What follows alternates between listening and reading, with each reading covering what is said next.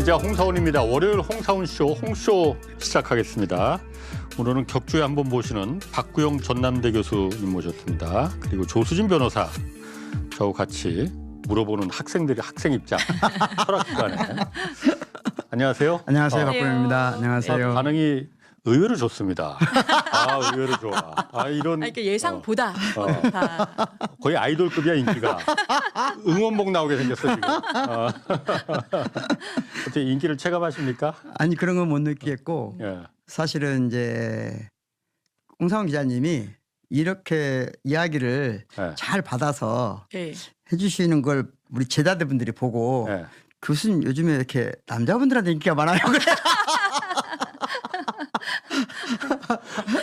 쟁점이 엉뚱한 대로 튀는데요.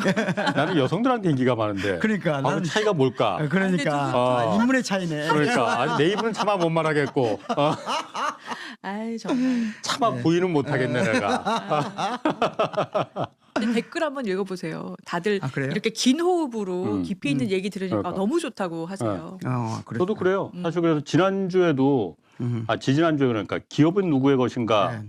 거기서 제가 하여튼 새로운 물론 우리가 추상적으로 생각은 하고 있었지만은 네. 그게 그래서 기업이 일반 지금 우리가 맡은 이정의 것이 아니구나. 네.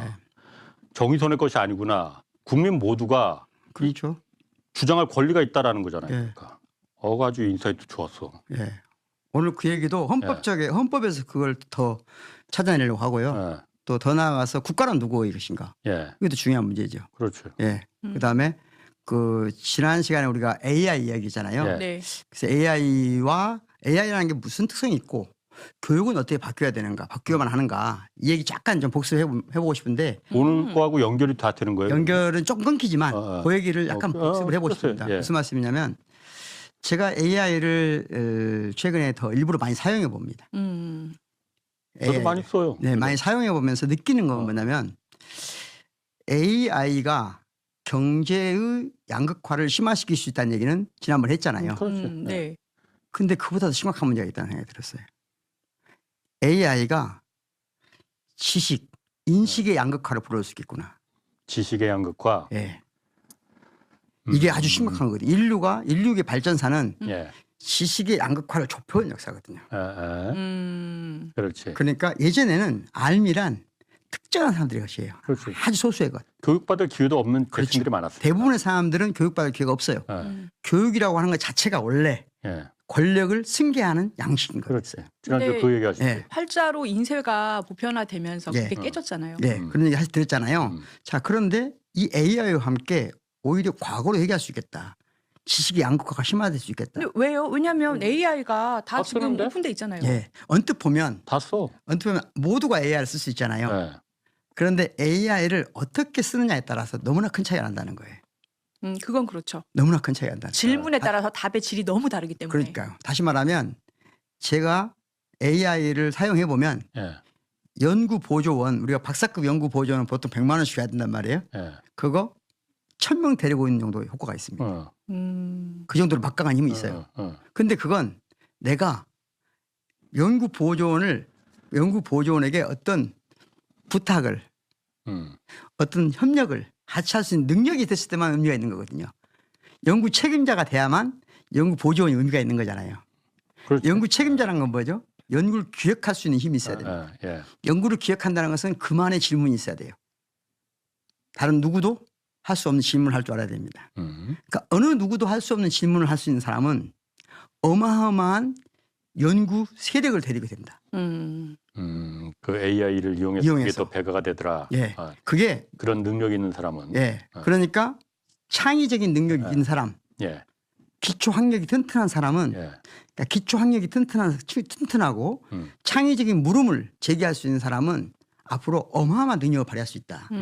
반면에 AI를 단순히 숙제하는데 도구로 활용하고 과제 쓰는데 도구로 활용하고 다시 말하면 내 프로젝트 하는데 일정한 업무 보조수 하나만 사용하잖아요. 네. 그럼 어느 순간 AI를 도구로 사용하는 게 아니라 AI의 노예로 전락하게 됩니다. 예. 그러니까 AI로 노예로 전락한 사람과 AI를 전체를 자기 직원으로 쓸 수 있는 사람은 예. 너무나 큰 차이가 날 것 같다. 앞으로. 그러니까 유능한 실무 능력과 기초 수학 능력이 있는 사람들은 그냥 기업 하나를 가지고 있는 거나 마찬가지다. 능력에 따라서. AI가 다 해주니까. 네, 점점 더 그럴 거라는 거예요.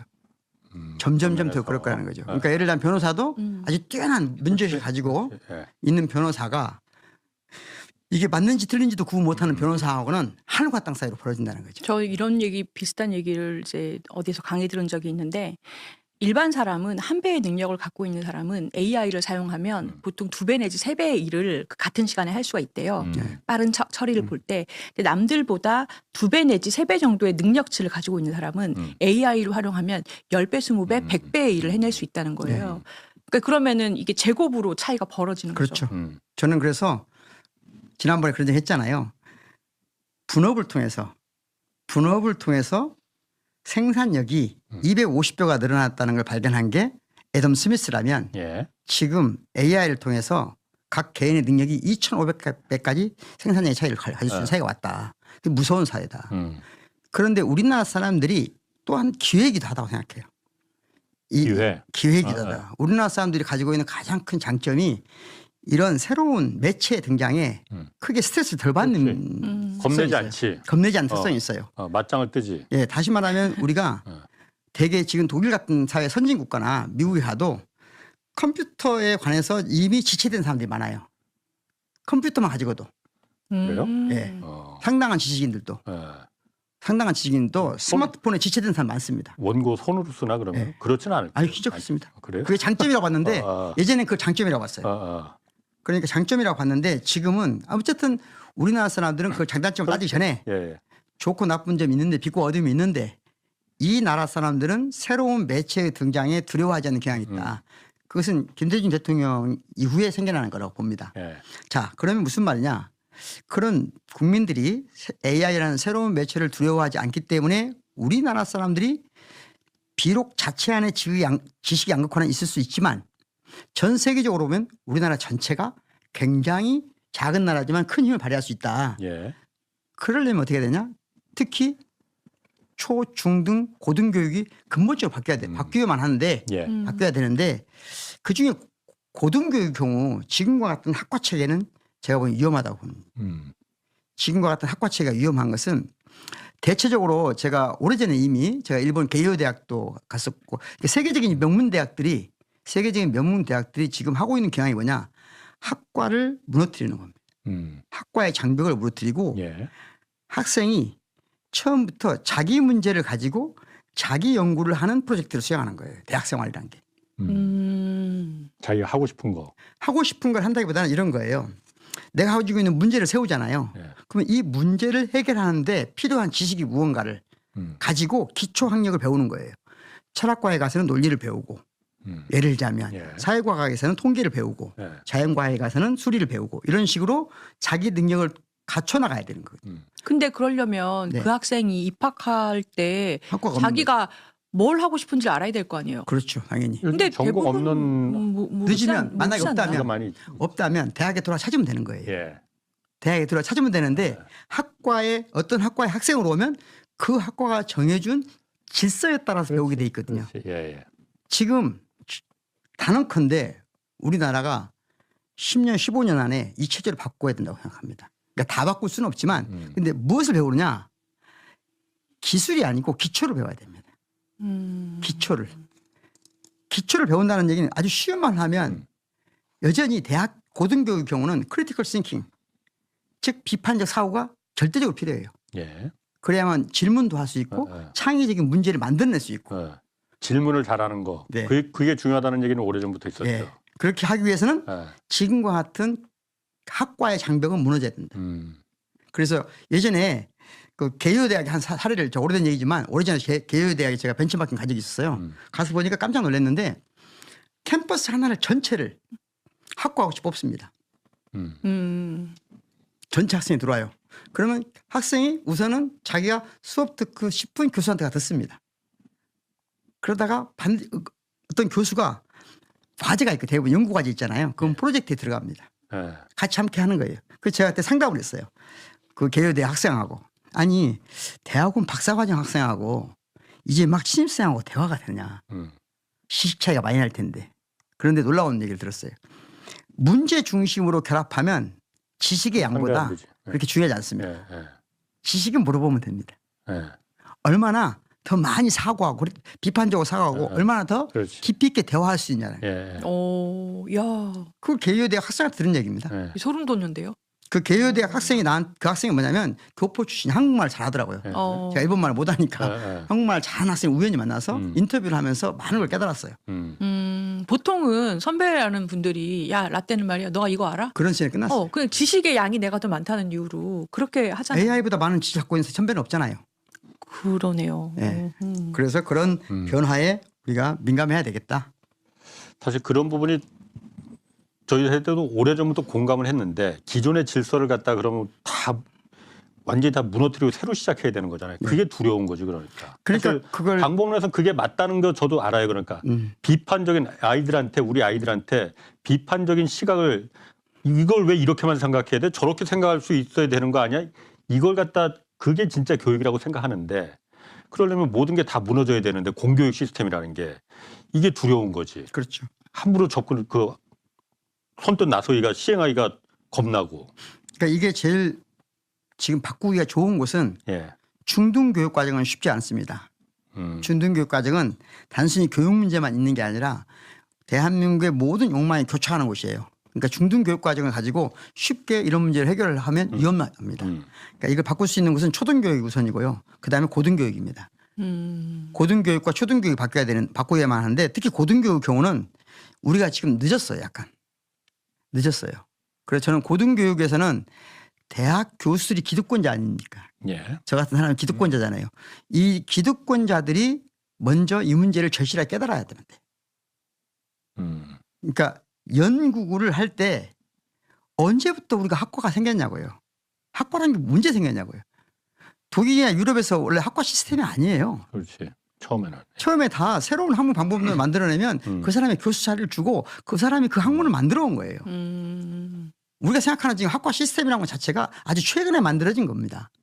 그리고 지금 유럽은 그렇게 되지도 않아요. 우리처럼. 우리는 일본식 체계를 받아들인 거거든요. 근데 일본이 이미 변했다니까요. 우리도 변하려고 하는 노력이 많이 있었는데 왜 안 변하냐. 그건 절대 공감. 지금은 안 변하면 큰일 난다는 거예요. 예. 그게 AI 시대하고 네. 더불어서 네. 훨씬 더 폭발적으로 그야말로 이게 극단적으로 달릴 그렇습니다. 수 있으니까 가야 된다. 지난번에 했던 말씀하고 연결돼서 정리가 되네요. 예. 자, 그래서 뭐 지난주 주제는 벌써 복습하다가 시간이 벌써 10분도 넘게 지났네. 오늘 주제는 그래서 또 지난주하고도 무엇인가 시리즈로 지금 갑니다. 예, 지금. 그러니까요. 그래서 누구의 것인가? 기업은 누구의 것인가? 국가는 누구의 것입니까? 이번에는 제가 오늘의 주제는 네. 이겁니다. 네.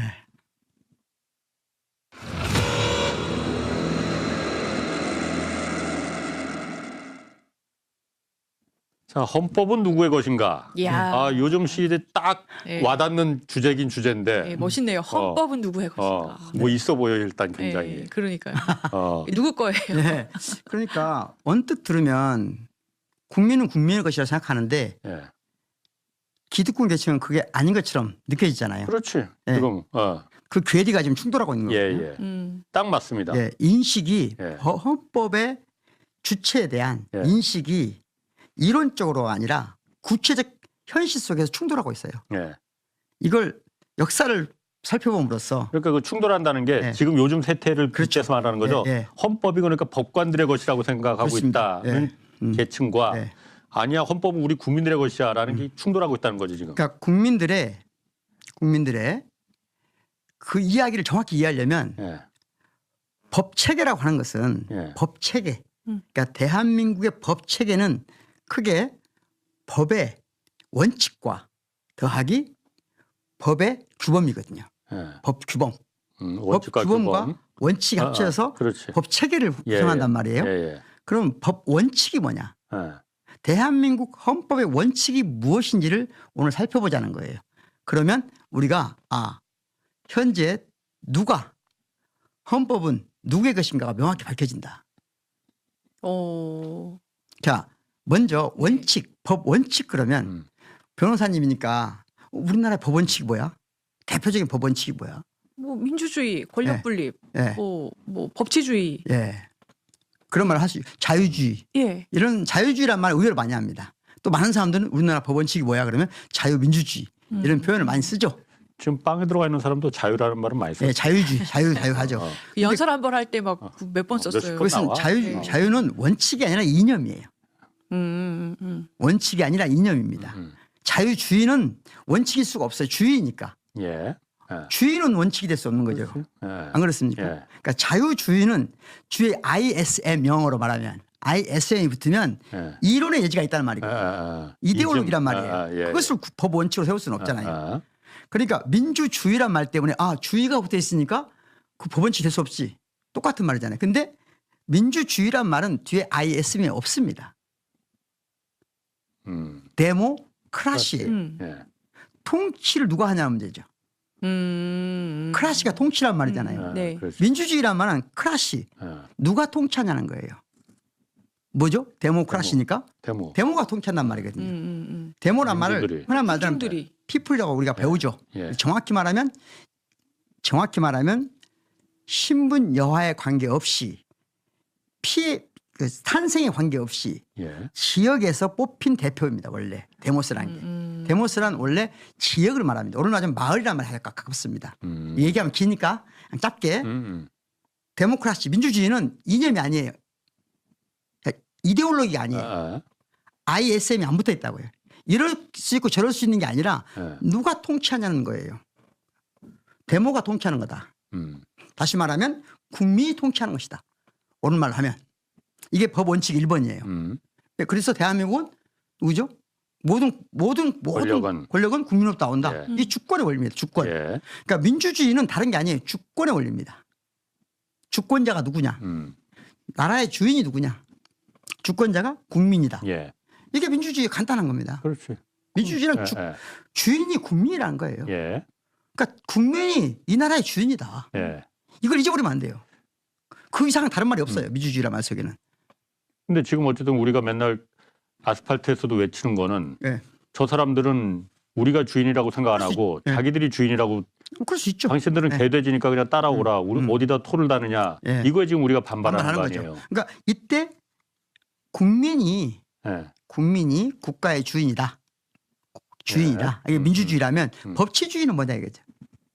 법치주의란 말은 말 그대로 법에 따라서 헌법에 따라서 통치해라. 당신의 양심과 주관에 따라서 통치하지 말고. 예. 법에 의한 법을 이용해서는 안 돼요. 예. 이용해서는. 예. 법을 이용한 것이 아니라 예. 법에 의한 통치예요. 예. 그러면 민주주의와 법치주의가 현대 법 체계의 양대 산맥이에요. 다른 것들은 전부 여기에 들어오면 안 돼요.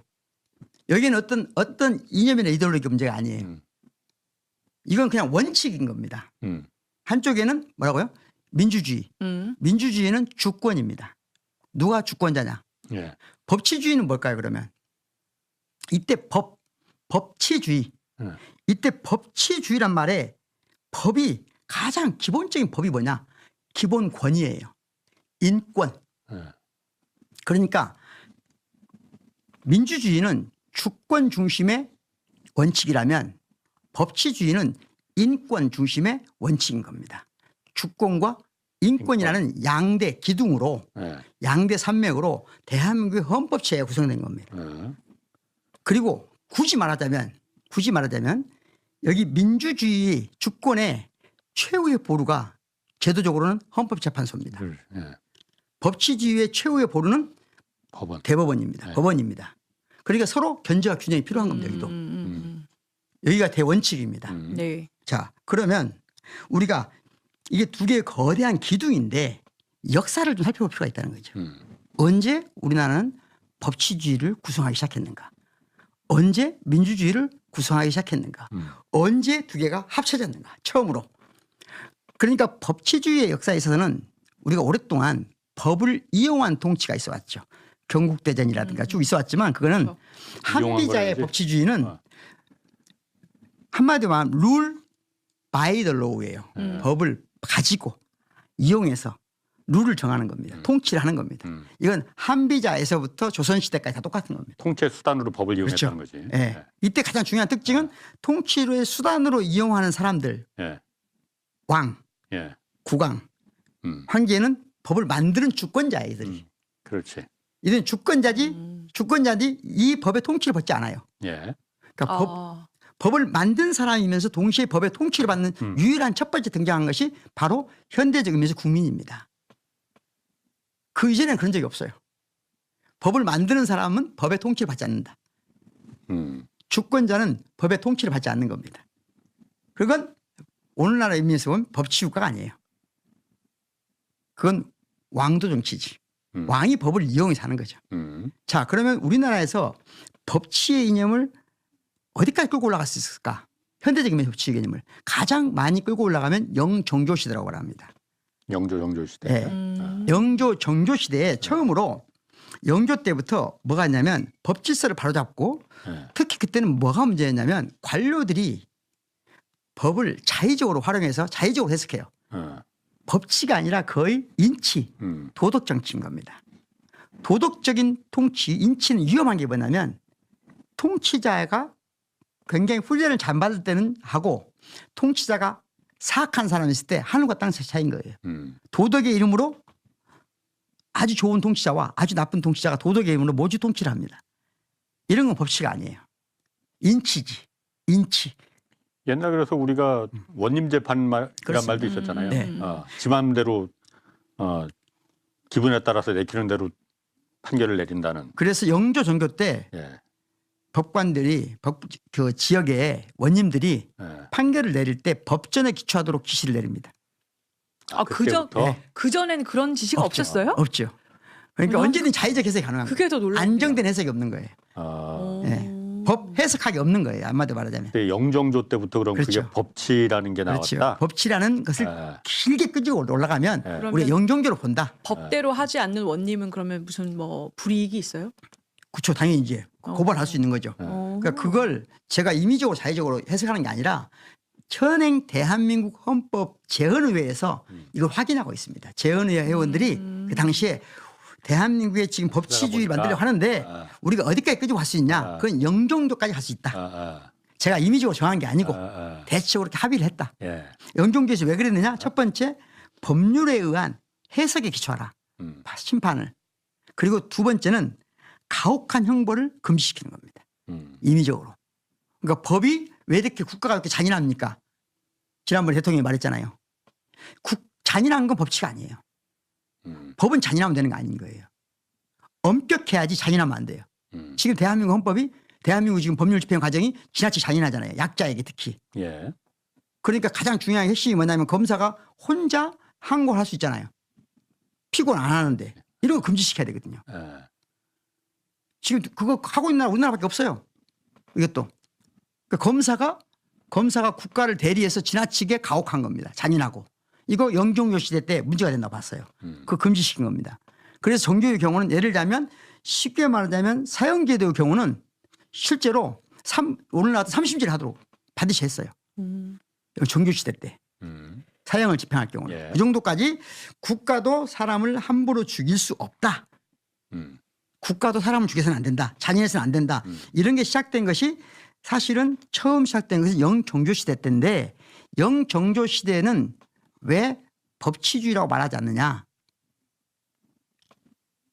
민주주의에 의해서 견제되지 않는 거예요. 그냥 왕의 태도인 거예요. 그러니까 법치주의의 뿌리는 형성됐지만 아직 민주적으로 형성된 게 아니라는 거죠. 그게 무슨 차이가 있어요?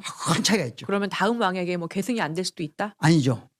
국민 스스로가 주권자가 아니잖아요. 이 법의 주권자가 아니잖아요. 왕이 통치 수단으로 그러니까 왕은 언제든지 바꿀 수 있는 거예요. 예. 태도는. 네, 그러니까 아직 오늘날 현대 아까 제가 법 체계에서 법 이념이 중요한데 법 이념이 민주주의와 법치주의가 하는 것은 현대 OECD 국가 모두 동의하는 겁니다. 그런데 그 당시에 뭐가 없었다? 법치주의는 좀 쓰려고 했으나 민주주의가 없었다. 네.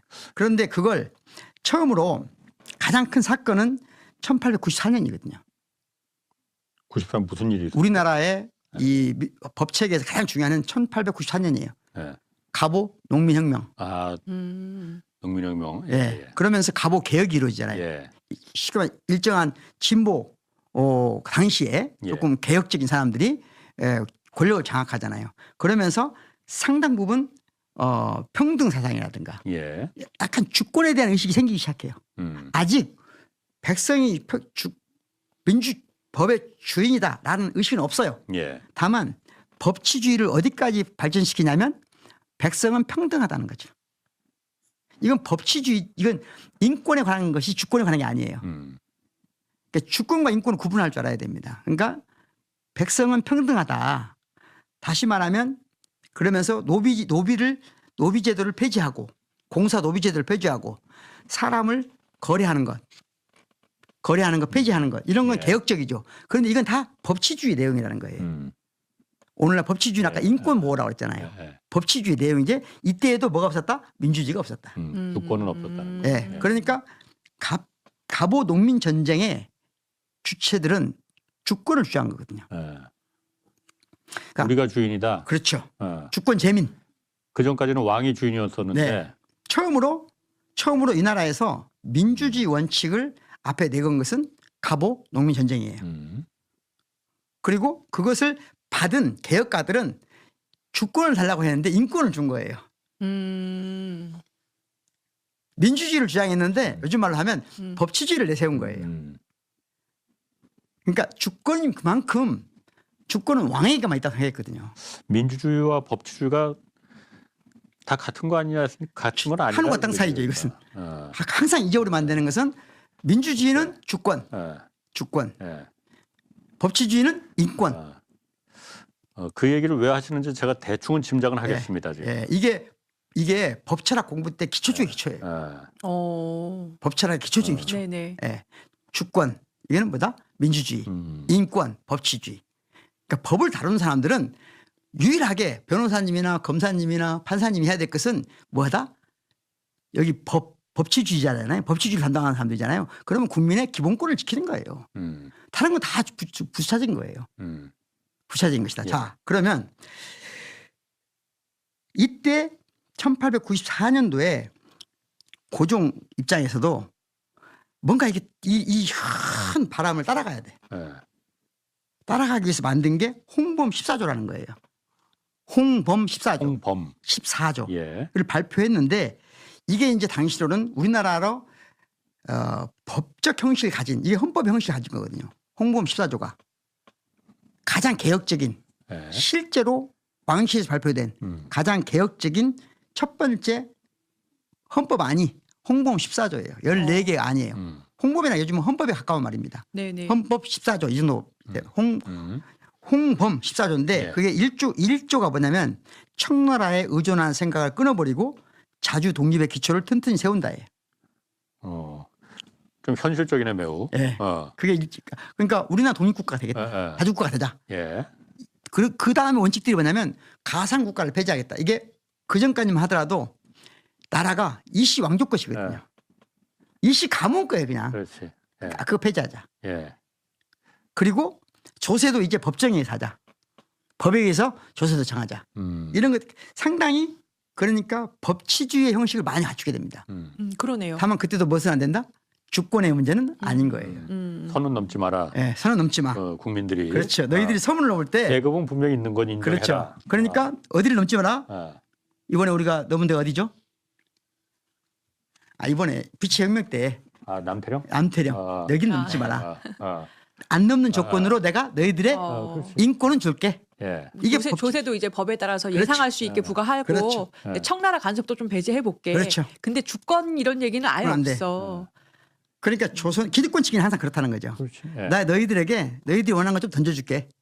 하지만 너희들이 이 나라 주인은 아니야. 너희들이 주권자라는 주장은 하지 마. 갑오 농민혁명에서 요구했던 거하고는 지식인 측도 다 다르게 반응했고 그렇죠. 왕도 다르게 반응을 한 거네요. 그렇죠. 그러니까 국민은 당시에 민중은 우리도 주권자가 되고 싶어. 예. 그런데 아니 너희들은 넘지 마. 남태령은 넘지 마. 그 대가로 이것저것 줬어요. 그런데 그도 잘 관리를 못해서 마지막에는 뭐죠? 일본 사람들한테 당한 거 아닙니까? 그렇지. 예. 그리고 나서 일본 사람 당하고 나서 아간파차 갔다 오면서 제국을 선언해요. 고종이 제국을 선언하고 제국을 선언한 이후에 새로운 헌법안을 발표합니다. 대한제국 선포를 하면서 그건 이제 그 전에 홍범 14조보다 훨씬 보수화돼요. 아, 오히려. 예. 어. 오직 왕권 강화예요. 황제권 관화. 그러면서 망한 겁니다. 그때 아가 러시아 공간을 피가면서 이것저것도 난 다 나만 살면 돼 했다가 돌아와 보니까는 오히려 더 보수해서 내가 살려면 이렇게 해야겠구나 이렇게. 그거가 된 거죠. 요즘 말로 하면. 오케이. 그래서 예. 그러니까 주권자의 말을 함께 즉 주권을 나눠 가졌으면 그런 일이 없었을 그런 일이 거다. 없을 텐데 조금 기본권, 인권 좀 보살펴주듯 하면서 아. 하다가 조금 상황이 나아지니까 예, 예. 또 누르고 그러니까 주권이 누구냐가 중요하다. 민주주의가 민주주의 없는 그러니까 주권 없는 인권은 언제든지 추락할 수 있다. 예. 언제든 뒤바뀐다. 하는 게 중요한 거예요. 예. 이게 역사적으로 배우는 거고 그건 동서고금을 통해서 다 다 마찬가지예요. 똑같습니다. 똑같이 똑같습니다. 봤지. 그렇습니다. 그러니까 우리나라에서 최초로 주권을 주장한 예. 주권을 대내적인 주권과 대외적인 주권을 목숨을 걸고 첫 번째 주장한 것이 갑오동민전쟁이에요. 예. 그래서 전쟁이란 말을 쓰는 겁니다. 그러니까 주권과 인권의 두 쌍두마차를 두 기둥을 동시에 주장하면서 그 또 이 주권을 대내적인 주권만이 아니고 대외적인 주권 이 두 개의 주권을 위해서 목숨을 초계처럼 버린 것이 동학농민군이에요. 예. 다 쓰러졌잖아요.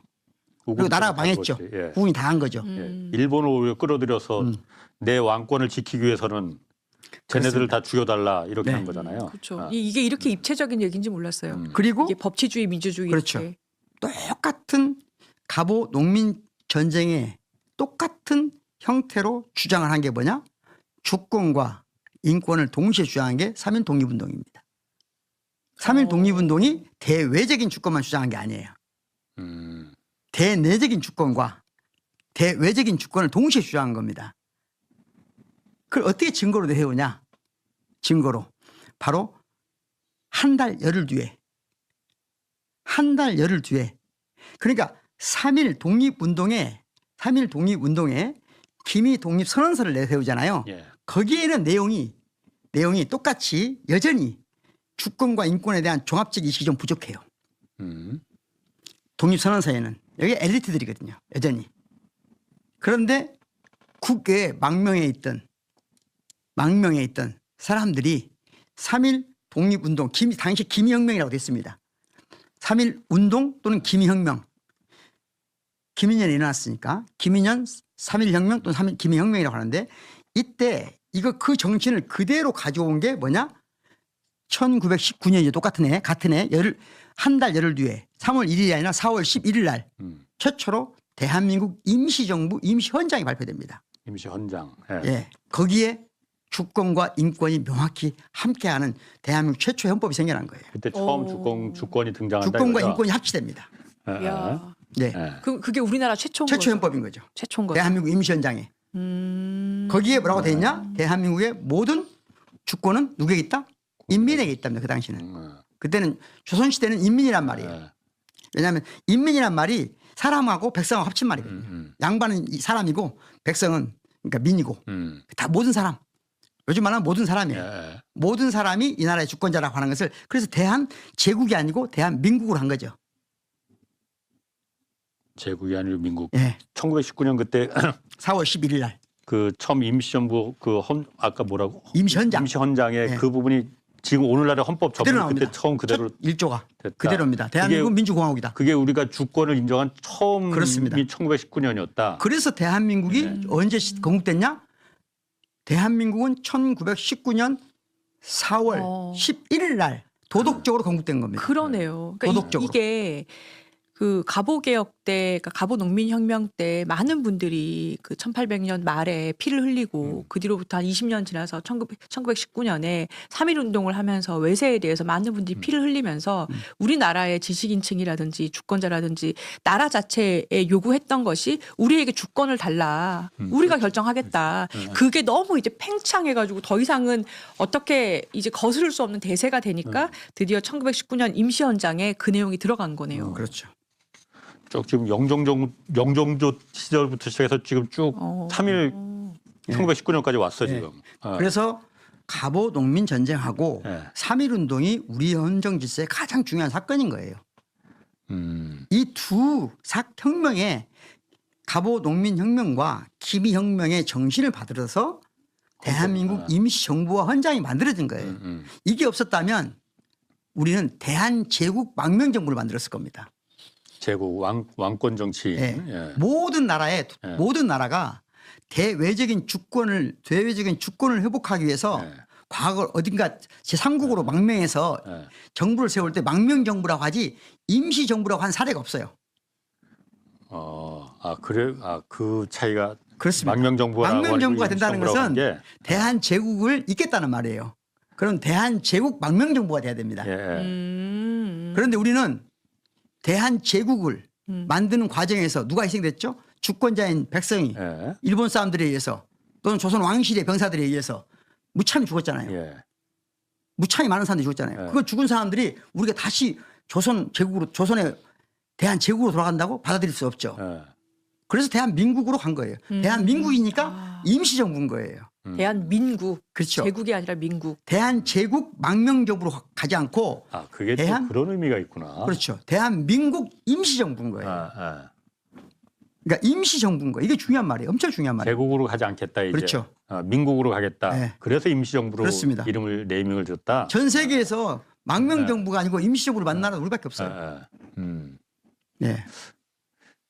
그냥 원래 그런 맞는 거죠. 그러니까 갖다 붙이신 거 아니시지? 그 얘기는 좀 처음 듣는 얘기라 갖고. 아니 그러니까 그동안 다 아는 얘기인데 너무 입체적이에요. 이게 민주주의가 어떻게 성립됐는가가 우리나라가 그래서 그때 대한민국이 그때 탄생한 거다. 그렇습니다. 소름. 나는 그런데 사실 지금 그 얘기하시니까 잠깐 좀 물 한 잔 드시면서 제가 늘 안타까워하는 게 바로 그 동학혁명, 동학전쟁이 정말 성공했으면은 그렇죠. 그때 우리나라 한민족의 맞아. 역사가 정말 완전히 반전될 그게 아주 그 혁명적인 분기점이자 기회였었는데 그렇죠. 그 기회를 우린 못 살렸잖아요. 가장 아쉬운 점이죠. 가장 아쉽죠. 오히려 그때 그 제국 소수의 기득권들이 오늘날로 말하면 그 대법원이지. 그렇죠. 그거 마찬가지. 그렇죠. 그 대법원들이 야 우리는 안 되니까 일본 군들 좀 와. 예. 다 쏴 죽인 거 아니야. 예. 우금치에서. 예. 원래는 이 시대적 배경으로 보면은 왕궁까지 가서 왕의 목을 쳤어야죠. 네, 그렇지. 사실은 네. 그렇죠. 외세가 없었다면. 사실은 그렇죠. 그러면 정말 이 한민족의 역사가 완전히 그때부터 이제 국군이 막 융성할 기회가 있을 수도 있었죠. 그렇죠. 있었죠. 네. 근데 어쨌든 그렇지만 실패했지만 여전히 그들의 힘으로 대한민국이 만들어진 거예요. 그게 좋습니다. 네. 네. 그래서 그 다음으로 그러면서 그래서 1948년 대한민국 첫 번째 헌법을 만들 때 우리가 그 당시에 재헌의회에 의원들이 있을 거 아니에요. 헌법을 기초한 사람들이 쭉 있었을 거 아니에요. 저 위에 얼굴마담부터 저 밑에 실무자까지 또 중간에서 핵심 일을 한 사람들이 있을 거 아니에요. 이분들이 합의해 놓은 것을 제일 확인하기 쉬운 게 있어요. 당시 이 우리나라 헌법안을 기초했던 가장 실무적인 작업으로 거의 초안을 썼다고 정해지고 있는 우리나라 법학의 가장 윗 어른 중에 한 사람이 유진호 고려대학교 총장도 하시고 고려대학교 법대 학장을 오래 하셨죠. 유진호 법제처장. 네, 법제처장 초대 법제처장 하신 분이죠. 이분이 친일파 경력이 좀 있죠. 네, 있죠. 친일파로 분류가 돼. 네, 경력이 있습니다. 네. 고려대학교 완전 김성수 씨도 그렇고 그렇지. 한때는 몰랐는데 나중에 알고 보니까 은밀하게 친일 경력이 있다. 어쨌든 그 사람이 기록이라든가 그 밖에 다른 많은 그 당시의 기록을 보면 합의한 거예요. 우리나라는 언제 건국됐다? 1919년에 4월 11일 날 건국됐다. 근데 그건 도덕적인 건국이잖아요. 실정법적인 건국은 1948년에 이루어진 거죠. 그리고 1948년 헌법이 첫 번째 공표된 거죠. 그러면서 거기서 재헌헌법을 만들면서 우리의 뿌리가 어디 있다는 걸 명확히 한 거죠. 그때 우리의 뿌리가 3.1 독립운동으로 만들어진 대한민국 임시정부에 있다. 바로 명시된 거예요. 이걸 부정하는 사람들이 지금 있는 거죠. 우리나라 지금 극우 세력들이. 건국절 건국절 이런 말하는 사람들은 그걸 부정하는 겁니다. 그러니까 1948년 그 재헌헌법의 첫 문장이 그러니까 3.1 운동으로 대한민국 건립할 이 얘기가 있으니 그게 그겁니다. 그래서 이렇게 들어간 거구나. 그렇죠. 이건 굉장히 중요한 문제예요. 그냥 들어간 게 아니에요. 이때 가장 중요한 게 이때 합의된 게 뭐냐면 사람들이 이 말을 해요. 이때 재헌의회에서 논의할 때 왜 이 대목을 넣을 때 전문에 가장 중요한 대목이 첫 번째 여기 3.1운동으로 대한민국을 건립하여 세계에 선포했다 하면서 왜 이 말 하냐? 왜 이 말을 넣어야 되느냐 하는데 대한민국은 일본으로부터 해방돼서 지금 독립된 게 아니다는 거예요. 그러네요. 3.1운동으로 민국이 창립된 그렇지. 거네요. 이 얘기를 하고 싶었다고 하는 거예요. 재헌의회에서. 그래서 전문에 든 겁니다 이걸. 그래서 그분들이 계속 이거 빼자고 하는구나. 그렇죠. 일본에 의해서 건립됐다고 해야 되는데. 일본의 패망으로 인해서 패망으로 설립된 나라가 아니다. 이걸 명확히 하자. 이래서 들어간 항목이에요. 그러니까 3.1 운동으로 건립된 나라입니다. 이 나라는.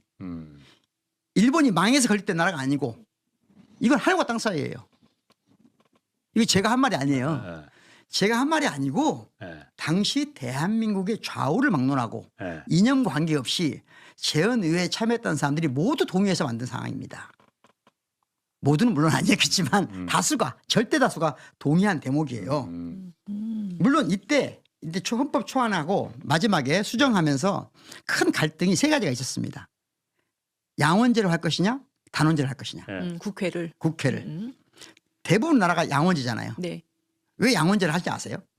그 지역 대표도 있어야 되고 근데 그거 말고 이제 비례처럼 그냥 이제 대표도 있어야 되고 아니면 귀족을 넣던가 뭐 이렇게 역사적으로 그렇게 간 그러니까 거 아까 제가 아니에요? 그랬잖아요. 네. 데모스크라시라고 했잖아요.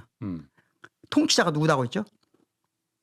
통치자가 데모라고 했잖아요. 데모가 뭐라고 했죠? 지역 대표라고 했잖아요. 그러니까 지역 대표를 반드시 하나의 원으로 두는 겁니다.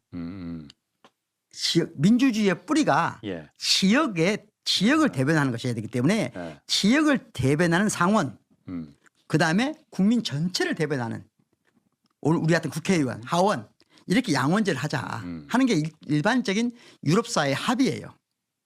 그게 민주주의 원칙인 겁니다. 이건 민주주의입니다. 양원제는. 근데 우리가 당시에 재헌의회에서 우리가 시급한 게 많은데 양원제로 해놓으면 힘들다. 그러다 보면 우리가 나라가 아무것도 안 된다. 어디 될지 모른다. 그런데 단원제로 해놓으면 국회의원들이 너무 횡포를 부리지 않을까?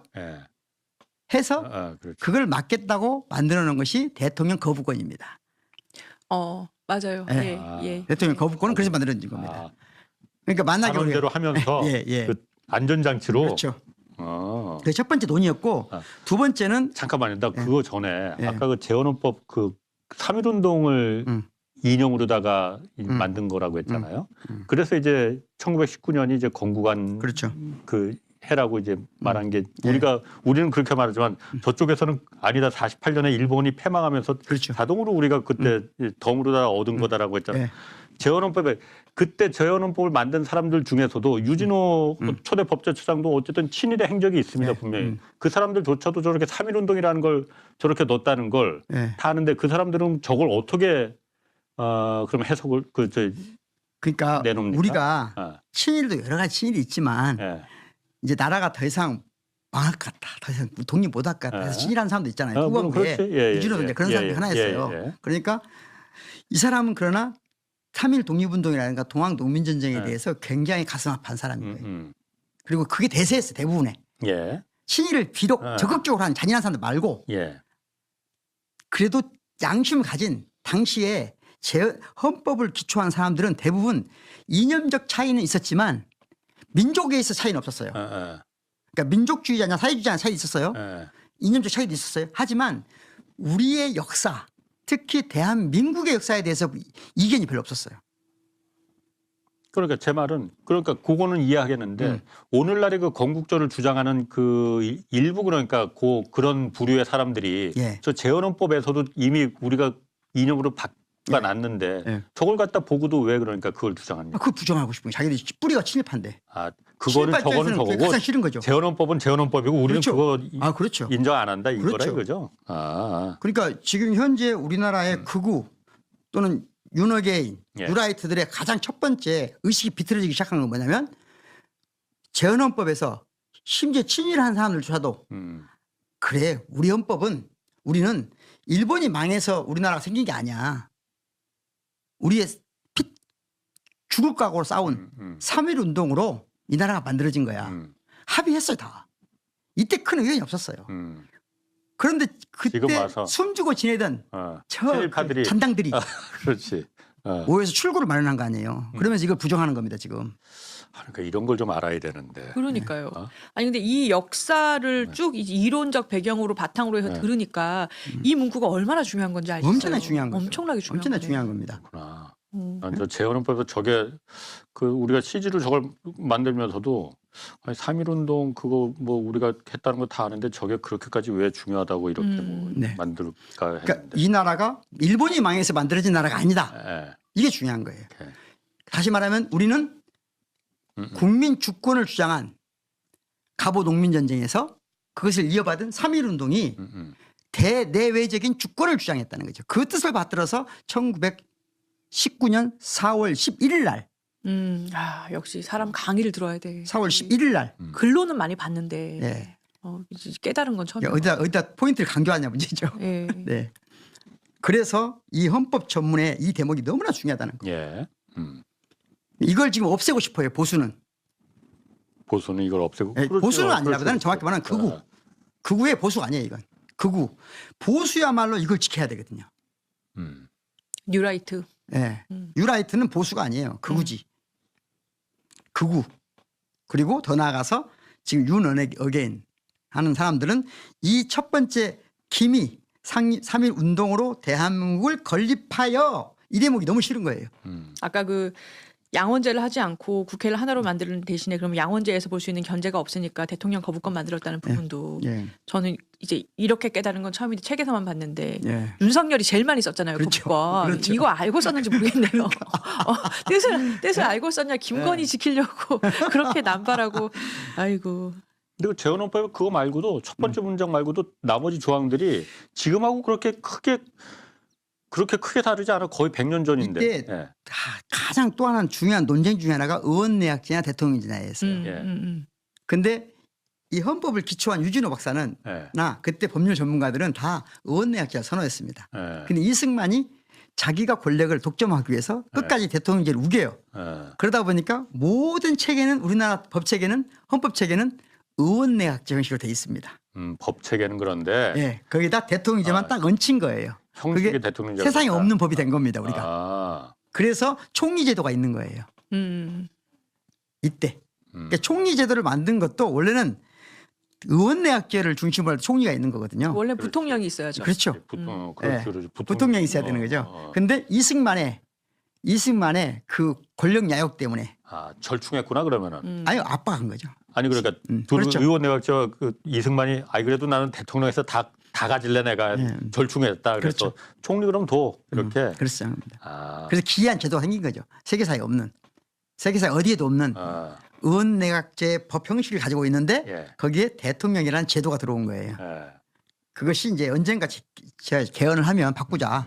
바꾸지 않으면 그건 안 중요하다고 생각합니다. 그런 논의가 있었다. 예. 세 번째 가장 중요한 또 논란이 뭐였냐면 위헌심판, 법률 위헌심판을 누가 할 것이냐. 맞아요. 예. 이게 아주 중요한 논쟁거리였어요. 지금은 헌법재판소에서 하잖아요. 그때는 그러니까 대법원에서 해야 된다라고 하는 사람들이 많았어요. 이때 기득권층들은 대개 이 대법원이 하는데 못하고 생각했어요. 근데 주권에 대한 의식이 있는 사람도 있었어요. 주권에 대한 의식이 있으면 대법원이 하면 안 되거든요. 이거 따로 빼돌려야 된다. 따로 일반 비법관이 참여하는 그렇죠. 위원회가 있어야 되는 네, 거죠. 그래서 만들어진 게 오늘날 우리가 흔히 말할 대로 헌법재판소가 아니라 헌법위원회가 만들어진 거예요. 위원회. 네. 위원회하고 재판소는 그럼 뭐 다른 게. 그때는 임의 조직이죠. 말하자면 요즘 같으면은 이제 누구누구 참여해서 하는 것. 나중에 이걸 87년 헌법에서 다시 말하면 헌법재판소로 바뀐 겁니다. 이것이. 제대로 온 거죠 지금. 그러니까 헌법재판소가 나중에 만들어졌죠. 예. 그러니까 헌법위원회냐 대법원이냐를 갖고 논쟁했으나 헌법위원회로 확정됩니다. 재헌의회에서 그게 있었기 때문에 87년 헌법에서 우리가 헌법재판소를 만들 수 있었던 거예요. 헌법위원회로 가면 정신이 약간 달라지는 거죠. 그러니까 대법원에서 국회가 만든 법안에 대해서 위헌인지를 심리해서 무효를 만들게 되면 법률적인 시각에서만 보는 건데 그렇죠. 헌법위원회에는 여러 부류의 뭐 장애인도 들어가고 여성도 들어가고 여러 계층이 주권자가 들어갈 수 들어가는 있으니까 국회의원한테 우리가 주권을 위임해서 대의제를 쓰는데 그렇죠. 너네가 만든 법이 우리 생각에 다르면 위헌으로 무효하겠다. 그렇습니다. 그걸 할 수 있는 그러니까 거죠. 주권 아까 그랬잖아요. 주권 민주주의를 보장하는 최후의 제도가 헌법재판소다. 예. 인권, 기본권을 보장하는 최후의 법적 제도가 대법원이다. 이 두 가지는 서로 역할이 다른 거다. 예.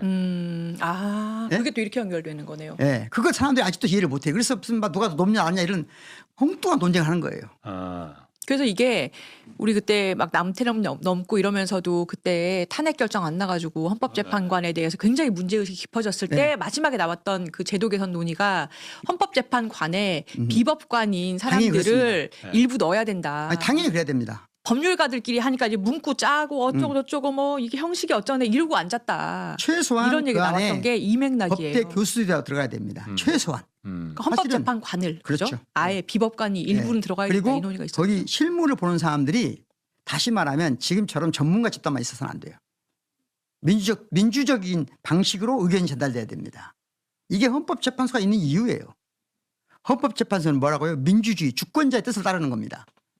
이건 중요한 얘기 같은데. 그거 그러는 거예요. 아, 근데 헌법재판관이 그런 소양들이 있어요? 없죠. 대법관 못된 사람이 가는데 아니 그런 의식이 잘못된 거죠. 굉장히 잘못된 거죠. 그 급인데 못 간 분들이 가던데. 저는 지금 제가 보기에는 그래도 최근 문영배 예. 재판관님 그리고 지금 현재의 김상환 재판관님 두 분은 제가 느끼기에는 이 의식이 명확하게 갖고 계십니다. 제가 간접적으로 확인한 바에 따르면 예. 명확하게 이 문제에 대한 의식이 있어요. 예. 근데 대한민국 대부분의 법관들은 이 문제에 대한 의식이 없습니다.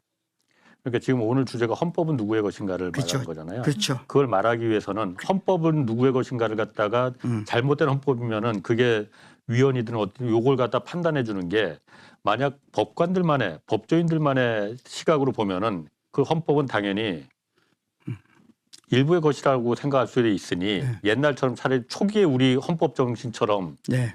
헌법위원회라는 것을 일반인들도 비법관들도 거기 참여할 수 있어 갖고 국민들을 위한 일반 주권자들을 위한 그 판단을 해줘야 된다. 이걸 말씀하시고 싶은 거죠. 그러니까 주권자의 의식을 반영해서 법률을 만든 건 국회잖아요. 예, 그러니까 주권의 가장 중요한 기관은 국회예요. 예, 의회. 예, 그런데 혹시 모르니까 이게 어떤 경우에 법치주의, 인권을 해칠 수가 있잖아요. 예, 그러니까 국회에서 법률을 만들었는데 이게 큰 틀에서 국민의 기본권을 해칠 수가 있잖아요. 이때 이걸 심사하는 거거든요. 정확히 말하면 헌법재판소. 헌법재판소라는 것은 예, 그러니까 그런데 이 법치주의자들은 뭔만 생각하냐면 이게 법 내부에서 형식적으로 맞아 안 맞아 이것만 따진다는 거예요. 이건 다른 문제예요. 그러니까 법학을 공부하다 보면 법학에서는 가장 중요한 게 법 내부의 정합성이에요. 변호사님 평생 하는 게 그걸 거예요. 내가 지금 주장하는 것이 법 조문과 형식 그렇지. 안에서 내적 정합성 있는 논리를 세워 나가는 거예요. 논리가 맞으면 되는 거예요. 네. 논리학이죠. 네, 논리학. 그렇죠. 논리가 맞으면 되는 거예요. 이걸 전문적인 용어로 내적 정합성이라고 그래요. 안으로만 정합하면 외부가 맞냐면 현실과 맞냐면 다른 문제입니다. 그거는 그냥 대법원에서 해도 그렇죠. 되는 그렇죠. 거 아니에요. 그렇죠. 그거 그것만 말- 하려면 대법원에서 해야 대법원에서 한게 됩니다. 맞지. 그렇죠. 예. 그런데 그것만으로 안 되기 때문에 헌법재판소를 만드는 네. 것이다. 헌법재판소가 만들어진 이유는 그건데 네, 지금 그걸 갖다 그러면 왜 법관들만 그러니까 법조인들만 그렇죠. 법조인들만 가서 똑같은 일을 하고 있으면 안 된다는 거죠. 예, 그럼 바꿔야 됩니다. 제가 보기에는 헌법재판소 구성을 지금처럼 법관들로만 하면 절대 안 된다. 저는 생각해요. 장기적으로 보면. 물론 그것은 그러네. 오늘 중요한 주제가 아니기 때문에 하여튼 그렇습니다. 아니 근데 네. 그거는 중요한 우리 사회 아젠다 중에 예, 중요한 아젠다일 것 같은데 그거는. 예. 그렇죠. 예. 그런데 지금 오로지 네. 대법관도 사실 그 똑같은 문제에서 지금 우리가 충돌하는 거잖아요.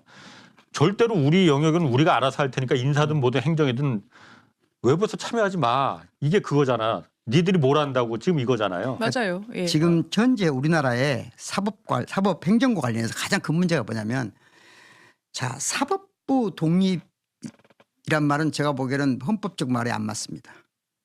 사법부가 왜 독립됩니까? 사법부는 견제와 균형이에요. 이거 굉장히 중요한 말씀이신 아니요. 것 같은데. 사법부는 견제와 균형이에요. 예, 예. 다른 헌법기관과 네. 견제와 균형을 하는 것이 사법부죠. 예. 그럼 진짜 독립돼야 될 게 뭐죠? 재판의 독립이에요. 재판관은 철저하게 독립돼 있어야 되죠. 그렇죠. 독립이죠. 그건 독립이에요. 네. 재판관은 독립돼야 됩니다. 그럼 재판관의 독립을 막는 가장 위험한 제도가 뭐죠? 사법행정. 내가 이 재판이 이 재판으로 인해서 내 인사가 영향을 미친다는 것은 독립될 수가 없잖아요. 좌천해버리고 이런 거 그렇죠. 많았잖아요. 그러면 어디 뭐 땅끝말 보내고 뭐. 다시 말하면 지금은 대한민국이 지금 뭐냐, 재판이 이 재판을 어떻게 하냐에 따라서 내 인사가 결정된다고 생각하면 실제로 그렇게 작동이 되죠. 그러면 대한민국 지금은 사법부는 독립돼 있는데 재판은 독립되지 않은 거예요. 예. 그러니까 사법부는 독립돼 있는데 재판은 독립돼 있지 않다니까요. 예. 재판은 윗사람, 즉 사법부의 권력자들에 의해서 점령돼 있는 거예요. 그래서 지금 그 정부 여당에서 추진하는 것도 법원행정처를 없애고 그렇죠. 법원행정위원회라는 걸 만들어서 민주적 통제를 해야 됩니다. 거기 좀 외부인들이 좀 들어가서 좀 이렇게 같이 좀 바깥의 시각에서 좀 보자. 흔한 이거잖아요. 말대로 하면 독일은 예. 그걸 국회가 통제합니다. 예. 이야, 국회가. 어떻게? 방금 인사위원회가 대부분 국회 쪽에서 추천한 인물들이 들어가는 겁니다. 그래요. 왜 그러냐? 지금 우리나라에서 그 왜냐하면 얘기하면 난리 나겠는데. 그러니까 법관은 내가 이 법에 내가 재판이 대법원장이나 대법원 판사들에 의해서 평가돼야 가지고 인사되면 안 되잖아요. 이 나라 주권자 주인이 그래 사실 그런 좋은 판사네 나쁜 판사네 누가 결정해야 돼요? 근데 우리는 지금 국민들이 해야 되는데 국민들이 해야 되죠. 내란 재판 담당할 대법관에서. 판사 추천하는 그 추천위원회에 국회에 추천목 놓자는 것도 막 난리가 났었잖아요. 독재자들이 이들을 꺾으면서 많은 걸 줬어요. 개로 사용하면서 너무나 많은 걸 주워왔어 지금까지. 예?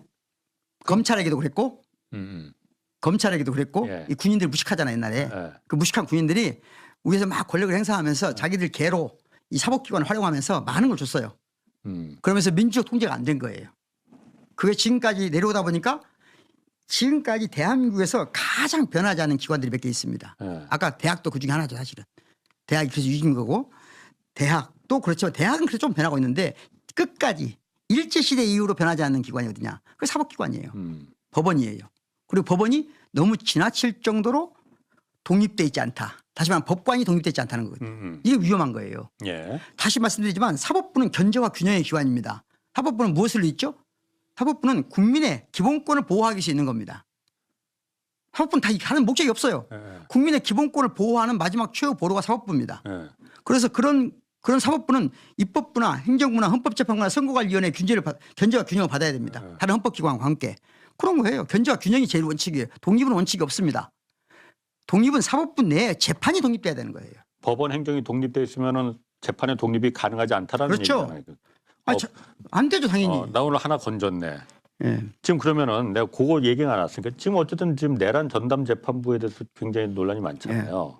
이 부분에 대해서 그러니까 대법원이나 이제 사법부 내에서 법원 내에서 문제 삼는 게 이거 위헌이다. 예. 외부 사람들이 법관을 갖다가 인사를 관여할 수 있는 아니 그 내란 전담 재판부가 어떤 거기 판사를 누군가는 임명해야 되니까 예. 그걸 갖다 법원 내에서 정하는 게 아니고 외부 사람들이 추천위원회로다가 추천할 수 그렇죠. 있는 거 아니냐. 예. 외부 사람들이 예. 이거 위헌이다. 말도 안 우리나라 되는 법에는 소리죠.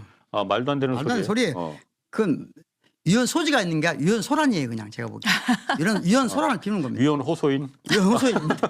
예? 어. 그래서 제가 최근 그거 관련해서 아침에도 예. 지난번에도 비판했는데 조국혁신당도 이 문제에 관해서 쇄빈성 역할을 해야지 왜 갑자기 기득권 세력에 동조화 현상을 보이는가. 이건 위헌 소지가 있는 게 아니에요. 위헌 소란을 피울 가능성이 있죠.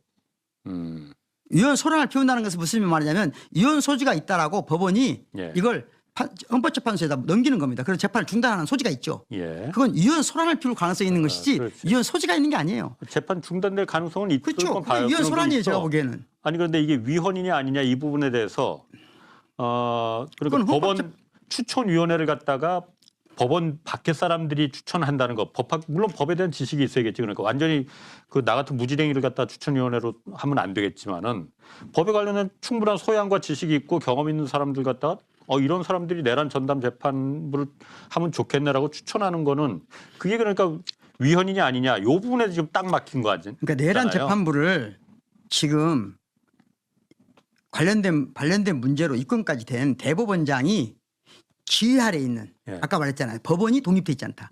예. 법원이 법정이 대법원장과 법원 행정처로부터 독립된 판사를 할 수가 없어요. 그렇죠. 이게 가장 심각한 문제거든요. 그래서 지금 산 증인이 있잖아요. 그렇죠. 이찬이가 있고 차성환이 있고. 그렇죠. 그래서 각자가 내란 재판부를 나왔잖아요. 하겠다는 거 아닙니까? 예. 예. 그럼 내란 재판부를 다시 똑같이 그들의 원리를 따라서 5명을 대법원 이들에 의해서 막 이거 조국 아닌데 조국 아닌데 이것도 황당한 거예요. 제가 보기에는 지금 이건 주권자가 누구냐? 내란은 주권을 위협한 거잖아요. 그럼 내란 재판부는 주권을 위협한 것에 합당하게 재판을 이루어져야 되죠. 그런데 그게 말하자면 지금 독립돼 있지 않은 법정으로 만들 것이냐. 그래서 아직 사법개혁의 핵심은 뭐냐? 법원 내 인사행정을 그러니까 다시 말하면 아니 대법원 판사들은 판결하세요. 독립시키지 말자. 법원 행정은. 아니 대법원 판사가 왜 판사 인사를 합니까? 왜 대법원장이 판사 인사를 해야 되죠? 그래 나 여태까지 이거 당연한 걸 알았는데 지금 들어보니까는 약간 세뇌됐어 지금. 다른 나라는 그러네요. 다른 부서는 모르지만 제일 중요한 게 법정에서 법원이 예. 판사는 오로지 예. 법령에 의해서만 판결해야 되잖아요. 그 유일하게 맡고 있는 게 뭐죠 지금? 이 인사. 나의 인사를 그렇지. 대법원이 한다는 거잖아요. 대법원 판사들이. 예. 이게 가장 큰 지금 예. 이 법정 독립의 위협 아닙니까? 이걸 개혁해야 되죠. 그러게. 그 이번에 민주당이 그걸 제대로 짚어낸 거예요. 예. 제가 귀했을 때마다 네. 뉴스 공장 가서 얘기를 했거든요. 네. 그 위헌 아니다. 예. 이건 안 됩니다. 그리고 지금 모든 상황에서 이건 될 수가 없어요. 헌법재판소에서도 그럼 그렇게 판단을 헌법재판소에 어쨌든 가면요. 헌법재판소도 6인, 지금 6인 위원이라고 해야 됩니다. 예, 6인이. 예. 그럴 가능성이 없습니다. 음. 그러니까 유일한 위원소라는 뭐냐면 내란 재판이 일시 정지되는 거예요. 예. 아 그거는 감내해야지. 그렇지 제 얘기는. 그냥 잘못해갖고 풀려나는 것보다는 그렇죠. 재판이 좀 선고가 늦어지더라도 제대로 된 판결을 내릴 수 있게끔 우리가 안전장치 최소한의 안전장치를 마련해 두는 게 더 그렇죠. 나은 거 아니냐. 그래요. 그리고 추미애 법사위원장이 그 헌법재판소 쪽에 질의에서 들은 내용에 의하면은 재판을 판결 말고는 중지하지 않고 진행할 수도 있다. 단서에 따라서. 아 그렇죠. 예, 중대한 재판 경우에는. 예, 예. 그러니까 소란은 있을 수 있지만 저는 위헌 소지는 없다. 명쾌하다. 오늘 헌법 누구의 것인가 그러는데 뒷부분도 좀 중요한 게 많이 남은 것 같은데 핵심이 이제부터 시작되는데 네. 핵심을 다음 시간에 해야 될 것 같은데. 앞부분에 지난 시간 복습이 좀 길었어. 아 이거 다음부터는 그냥 복습 알아서 왜 하는 이렇게 기시감이 걸로 하고. 들죠? 매번 마지막에 이 다음에 또 나오셔야겠는데. 그런데 오늘 진짜 내가 그 새로운 거를 좀 여태까지 고정관념에 나도 사로잡혀 있다는 게 헌법재판소는 그러면 당연히 그러니까 그 법에 관련된 법조인들이 구성해야 되는 거로 당연한 거 아니냐. 그거 아니더라. 예. 그리고 법원 행정은 저도 사실 좀 동의해 그저 이게 문제가 있다는 건 당연히 생각이 됐었어. 근데 오늘 그 논리의 근거를 확실히 좀 깨달았네. 그러네요. 저는 헌법재판소에 대해서 예전에 노무현 대통령님이 행정수도 옮기려고 할 때 경국대전 들고 나와서 그랬죠. 우리나라 수도는 법에 옛날부터 서울로 돼 있습니다라고 했을 때부터 이분 좀 우스꽝스러운 분들이다. 그냥 이제 그런 기득권의 이익을 지키는 그냥 엘리트 집단이구나 이렇게 생각을 했었는데 그렇게 좀 생각해 온 게 사실인데 지금 말씀을 들어보니까 그렇게 기대를 버릴 조직도 아니고 정말 중요한 국민 주권을 지키기 위한 민주주의의 보루구나 이걸 정말 깨달았네요. 그래서 오늘은 다음 시간으로 이제 넘기고 이렇게 잠깐 좀 후비 컨티뉴도 뭔가 남겨줘야지 이게 계속 이어져. 그러니까 그렇게 다음 시간에 한번 좀 또 다시 한번 좀 이어주시죠. 현기증 난다. 이거 언제 들어요? 너무 궁금한데. 자 조수진 변호사 박구영 교수였습니다. 고맙습니다. 고맙습니다. 고맙습니다.